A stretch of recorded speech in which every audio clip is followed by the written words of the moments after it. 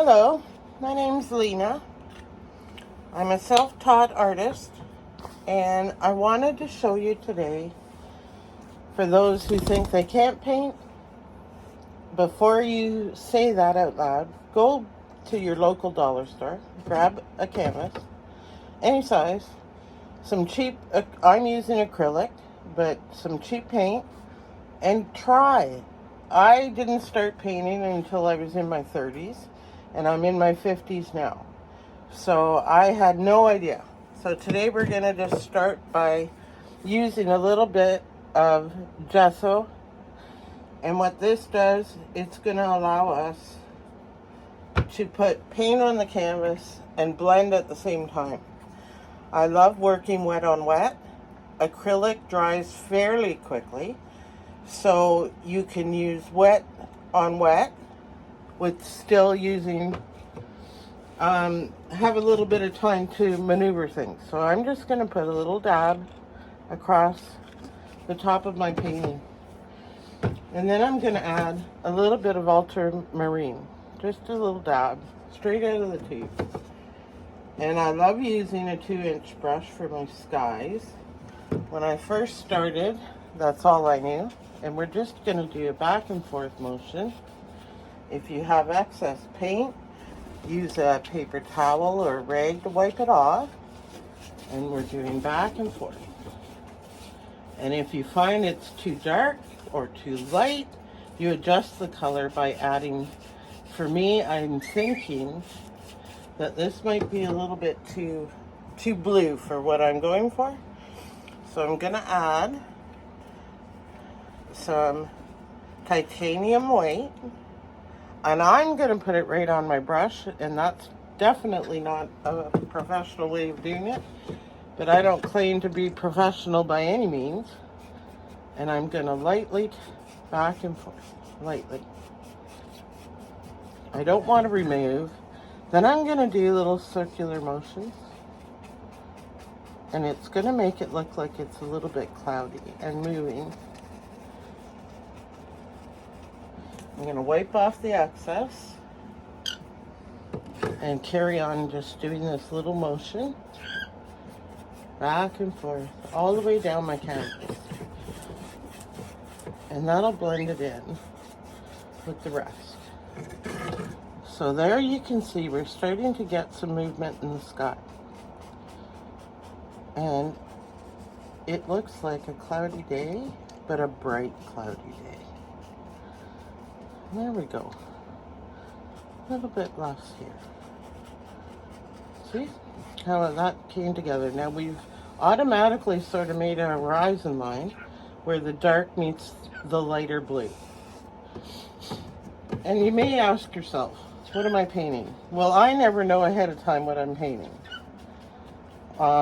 Most artists, I think, plan it out, but I'm not most artists. I kind of like to let the paint tell me what I'm doing. So I'm just cleaning out my brush here, my 2-inch, with a little bit of water. When you use acrylic, you can use water to clean up that brush.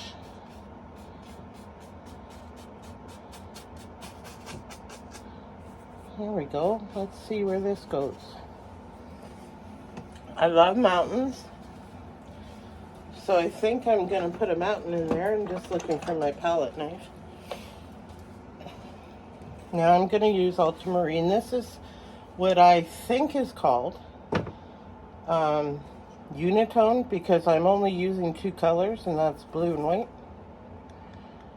Later on I might add a little bit of another color to accent, but to do a mountain, you get an idea where you want the face of the mountain to be, the shape of the mountain. Excuse my bird's tail that happens to be in the way right here. And you just lightly, with your palette knife, and then pull it down. And this is going to be your mountain. Excuse me, bird. Now see how quickly that became a mountain? That's took no time at all.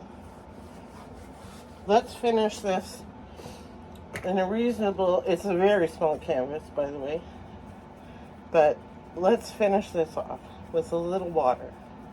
And with water, you can do the same thing. You can take your palette knife, and we're pulling the same color from the mountain down into the stream. Down into the stream.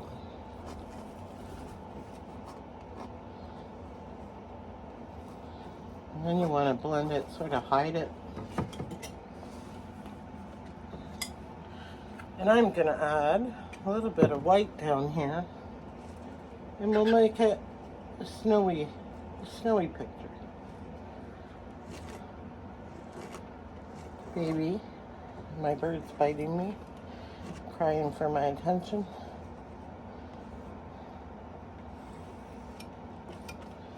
Just keep playing. You never know what's going to happen. And it doesn't have to be for anybody else. If you're happy with it, then be happy. You've done something you maybe never thought you could. And I know that's how I feel when I do a painting and it's finished and I think, oh my God, how did I just do that?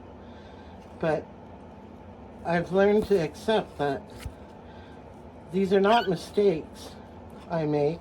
They're learning curves. They're learning curves. We're going to put a little bit of snow up on the mountain. A little bit of snow.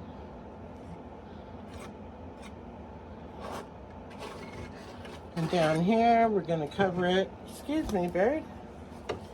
We're going to cover it with a layer of white. There's probably a lake in here.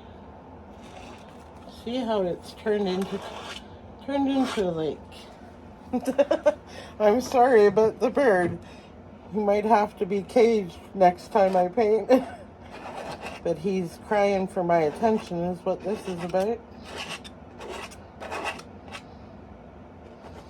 Okay. Now, what I'd like to do is I'm going to take a little bit of Mars Black,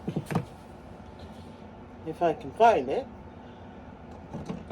and I'm going to put a little tree. Oh, I sound like I know what I'm talking about. I just want to blend that out a little bit. There we go. That looks a little better. I just want to put a little tree. I'm going to add a little water to my brush to make it more fine. And I'm going to add a tree right here.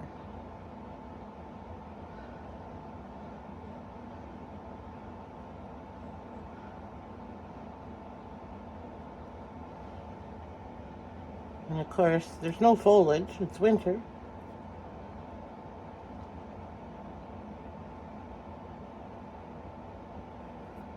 Yeah.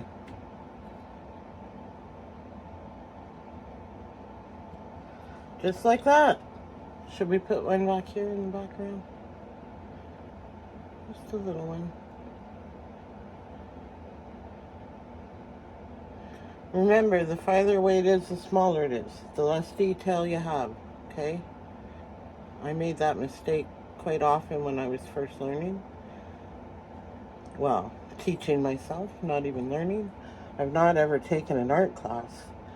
And I think it's because I don't want people to correct what I've done. I want to just figure things out. I don't want to learn someone else's style of painting. I want to do my own style of painting. Now I'm going to darken this one up a little bit because I want to add a bit of shadow. A little bit of shadow. And there might be a little shadow, in the ground somewhere. And then we're going to just blend that in. You probably can't see because of where my canvas is. I'm just blending this in a little bit. There. A little bit on this one. And there we have our first little painting. And if you're not happy with what you've done, start over.